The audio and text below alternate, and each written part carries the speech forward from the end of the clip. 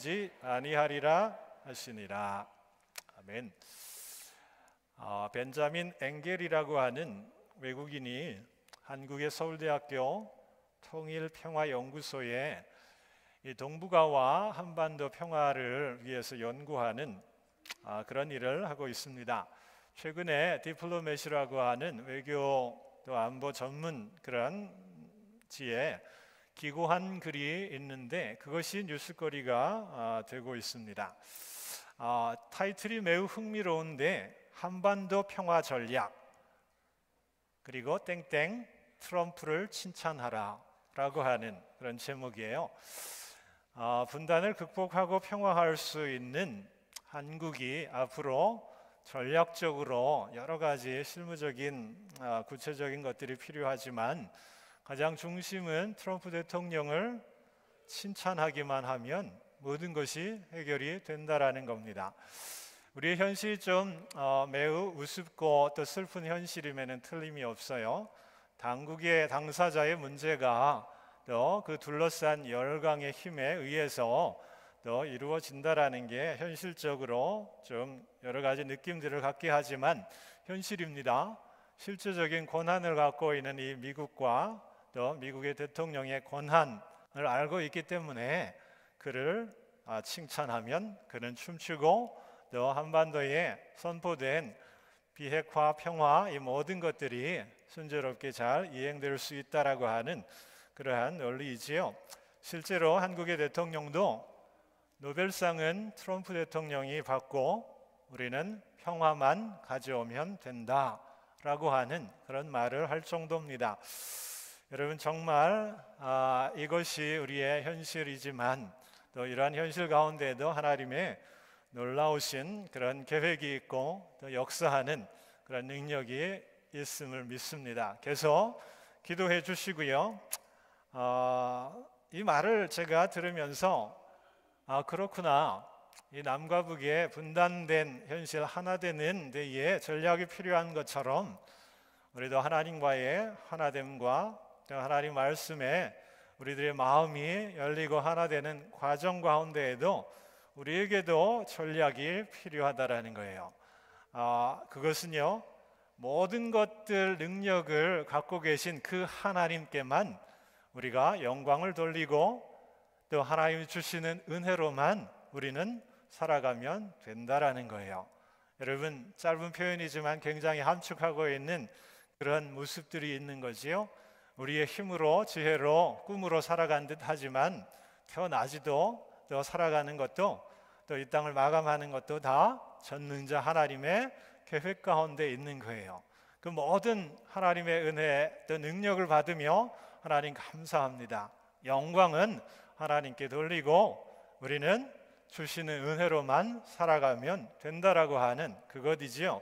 그것이 우리의 믿음의 핵심인데 이 전략이 실제 어떻게 이스라엘 백성에 나타나고 또 붙들었던 그런 어떤 구체적인 현실을 우리가 오늘 이 시간 함께 살펴보려 합니다.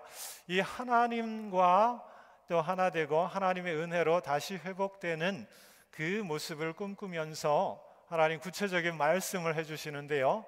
그것이 이스라엘의 믿음과 삶을 회복하는 전략이 되는 것을 오늘 성경 말씀 우리가 좀 살펴보기를 원합니다.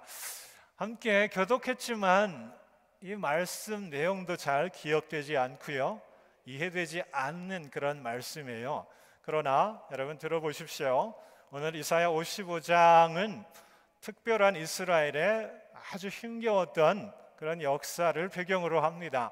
나라가 망한 그런 현실을 여러분 한번 떠올려 보십시오. 그리고 수많은 리더들이 포로로 잡혀간 현실을 여러분 떠올려 보십시오. 구심점이었던 성전이 무너지는 그런 현실을 여러분 생각해 보십시오. 자녀들은 희망을 잃고 또 힘에 눌려서 하루하루 살아가는 그 고난을 여러분 떠올려 보십시오. 경험하지 않았기 때문에 100% 우리가 공감하기 힘든 그러한 현실이지만 힘이 없는 거예요. 무기력한 거예요. 내일을 보면 주저앉고 싶은 마음이 더 간절하지요. 희망이 없기 때문에 그러합니다. 하나님의 자녀들이 이렇게 모든 것들을 다 내려놓고 희망도 없이 꿈도 없이 현실을 탓하고 또 그 현실 속에 하나님 어디 계신지 원망하고 또 믿음에서 더 멀리 떨어져 가는 그 모습 지켜보고 있는 하나님 마음을 헤아려 보십시오. 하나님께서 안타까움으로 이사야를 보내십니다. 그래서 하나님 말씀을 대신 증언하게 하시는데 그 말씀 가운데 그 백성이 다시 살아나는 전략이 있고요. 그 전략만 잘 지켜 행하면 하나님이 다시 그 백성을 세우시겠다 약속하는 것이 오늘 성경의 말씀이에요. 여러분 눈을 뜨십시오. 여러분 저를 보십시오. 음미하고 묵상하는 그런 모습보다 저하고 눈동자를 좀 맞추시면서 그 말씀을 왜 주셨을까? 그 말씀 속에 실제 나에게 지금 부딪히는 그 어떤 말씀의 도전이 무엇일까? 이것들을 좀 생각해 보기를 원합니다. 하나님 백성이 희망과 소망의 메시지를 주시는 말씀 가운데 전략적인 믿음의 모습을 발견하고 일어나기를 원하신다라는 거지요. 오늘 우리에게도 마찬가지예요. 이렇게 앉아 예배하지만 말 못할 그런 상황들이 저마다 다 한 가지씩 있는 현실이에요. 또 삶에 부딪히는 또 현실 앞에 내 힘의 한계, 그것 때문에 무기력함을 느끼고 어떻게 헤쳐나갈 수 있을지 캄캄하여서 대안을 찾을 수 없는 그런 어떤 현실의 이슈들이 각 가정마다 하나씩 다 있다라는 것 여러분 모르시지요? 그러나 저는 다 듣잖아요. 다 들으면 하나님은 모든 이들에게 다양한 이슈들을 주시는구나. 그 이슈들 앞에서 눌리고 또 주저앉는 것이 아니라 그 속에서 하나님 붙들고 하나님 능력 구하고 일어나게 하시는구나 라는 것들을 깨닫게 됩니다. 우리에게도 필요합니다. 믿음의 전략이 필요합니다. 하나님 주시는 말씀 가운데 그것들을 좀 붙들고 일어났으면 좋겠습니다. 첫 번째 우리가 1절의 말씀 가운데 우리의 신앙의 전략을 한 가지 발견하기 원하는데 1절의 말씀에 이런 것 있어요. 하나님께 나오라라는 그런 말을 하십니다. 목마른 자들아, 돈 없는 자들아, 나오라, 나에게 오라라고 말씀하고 있다라는 거죠. 목마르고 배고픈 현실이 그들 가운데 있는 거예요.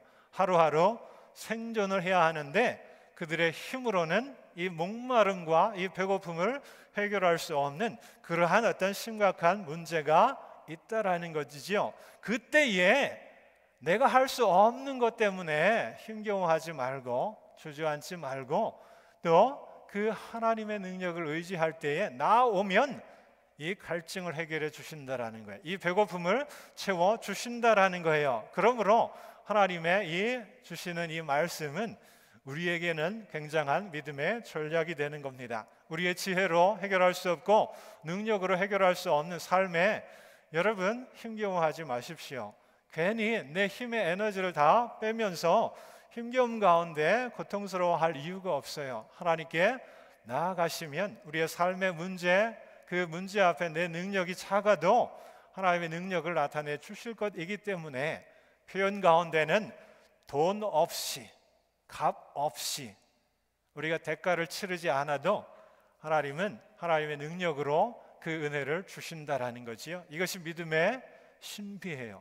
어떻게 그것이 논리적으로 가능합니까? 저에게 물을 수 있겠지만 스스로 질문 던질 수 있겠지만 하나님이 하나님의 방식 가운데 그 놀라운 일을 행하신다라는 거예요. 거기에 답이 있어요.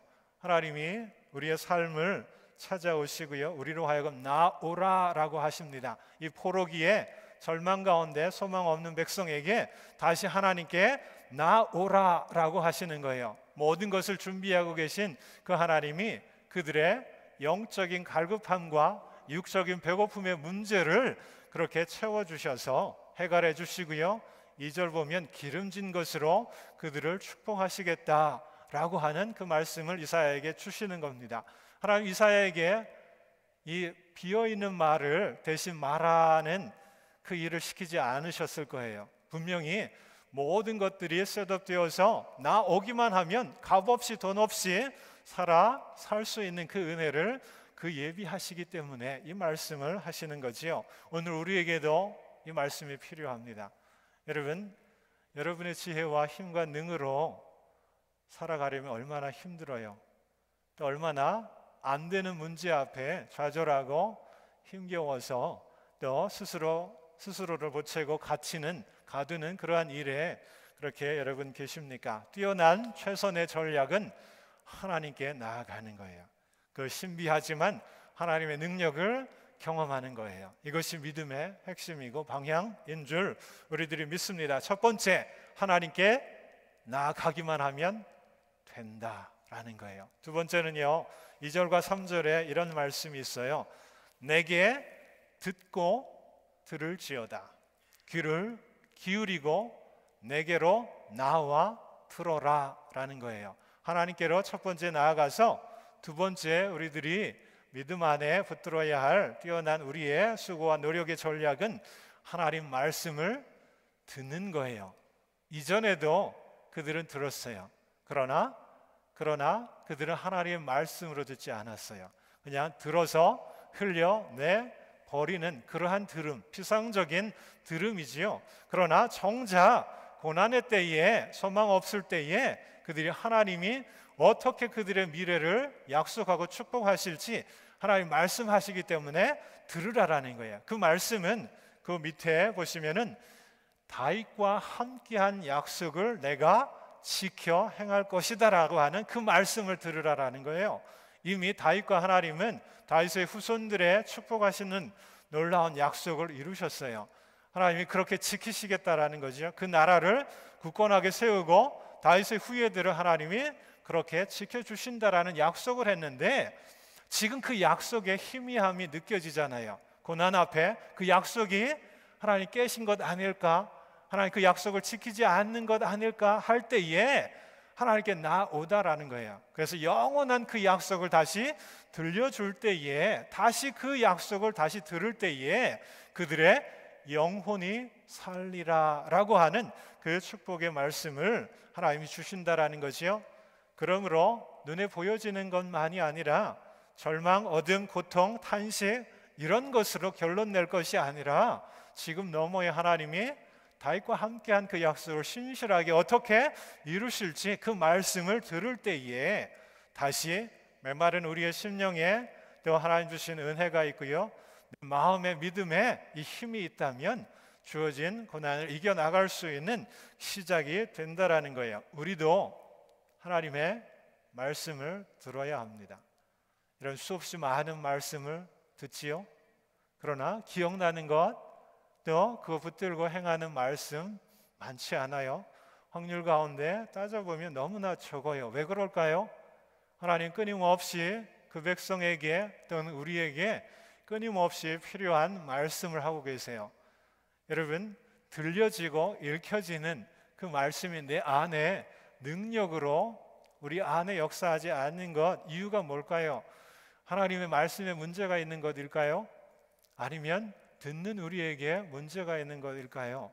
여러분, 하나님의 문제를 찾을 수 없어요. 우리는 그러한 능력도 자격도 되지 않기 때문에, 그리고 하나님은 문제가 없으실 거예요. 그렇다면 그 들려지고 읽혀지는 말씀을 우리들이 우리 안에서 받고 또 그것을 붙들고 살아가는 우리에게 문제가 있는 거예요. 우리는 우리의 듣고 싶은 바대로 들어요. 우리가 원하는 말씀은 잘 들어요. 그러나 하나님 말씀은 우리에게 다 필요한 거예요. 우리의 부족함을 깨우쳐 주시고 우리가 또 교만한 모습들, 또 내 중심적인 모습들을 하나님이 바른 길로 인도하시는 수없이 살아있는 말씀으로 하나님 오늘 우리와 함께 하십니다. 그러나 우리는 선택하여 듣는다라는 것이요, 그 과정 가운데 말씀에 살아있는 그 능력이 반감되고 아예 우리 가운데 나타나지 않는 그런 모습들이 있다면 단 말씀은 여러분 기쁨으로 감사함으로 받으십시오. 쓴 말씀은 나를 고쳐 세우시는 하나님의 사랑으로 또 받으십시오. 그 말씀대로 우리들이 살아볼 때에 내 안에 혁명이 또 변화가 열매가 이루어지면서 내 삶의 능력이 나타남을 믿습니다. 세 번째 하나님 주신 말씀 가운데 전략은요 6절에 있어요.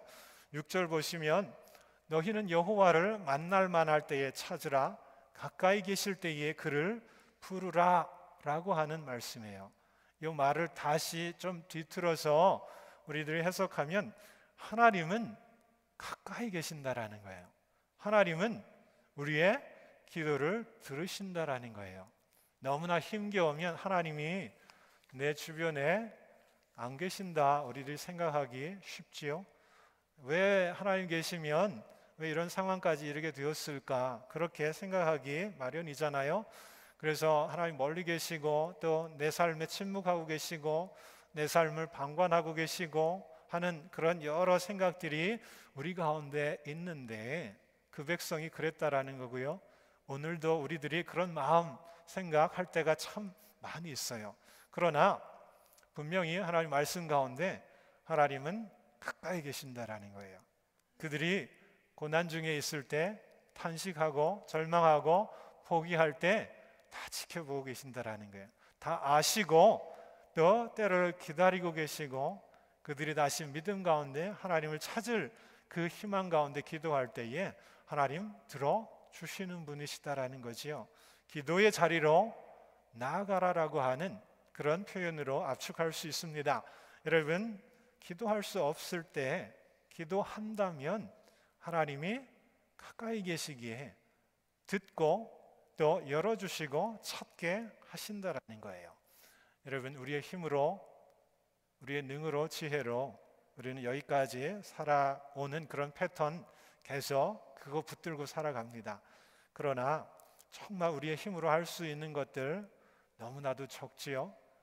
그 힘에 매달려서 우리의 인생의 많은 시간 그냥 쏟아내는 것이 아니라 정말 하나님과 동행하며 기도의 능력을 다시 붙드는 하나님 백성, 그것이 우리의 믿음의 전략입니다. 네 번째 7절에 한 가지 더 있는데요.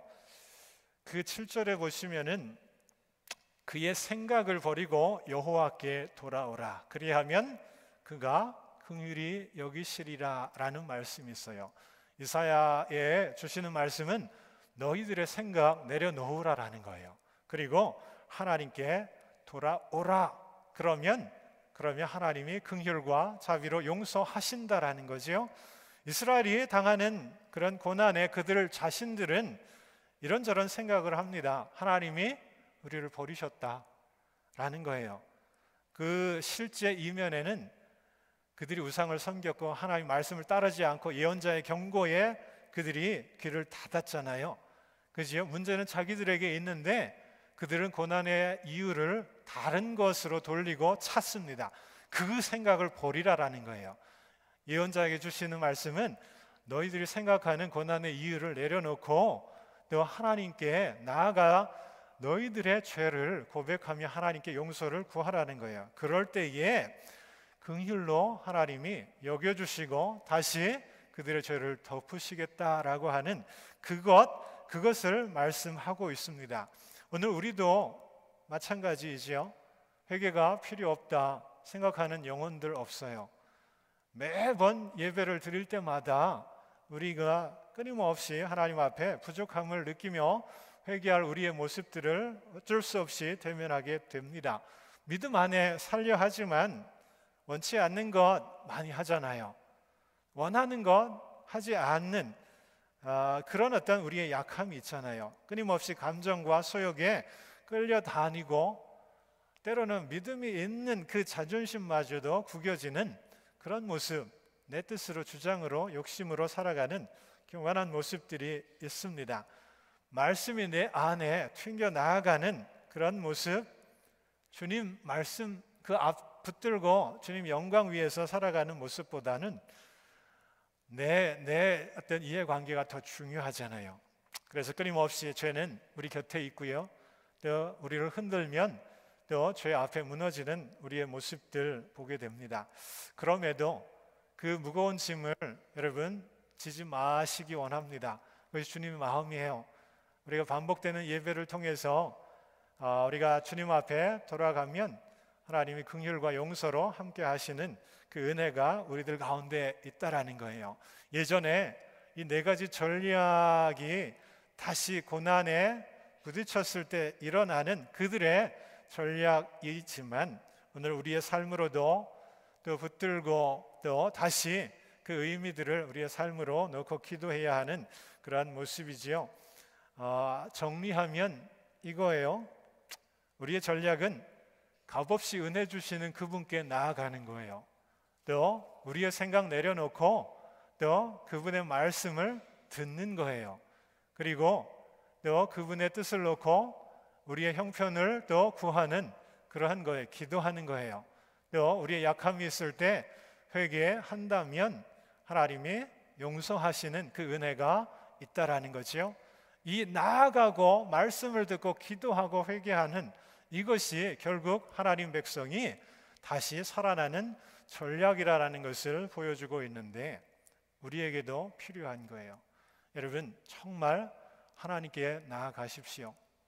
그냥 주일 예배 드리는 그 나아감이 아니라 정말 하나님의 살아계심과 두려운 그 능력 인정하며 하나님께로 여러분 발걸음을 옮기십시오. 하나님 말씀 내게 끊임없이 들려질 때에 그 말씀 다 흡수하고 또 그 말씀 가운데 설 수 있도록 또 기도하며 구할 때에 주의 능력을 경험할 수 있도록 그렇게 여러분 우리의 믿음의 모습들을 붙들고 간다면 또 회개할 것이 있다면 하나님 용서하십니다.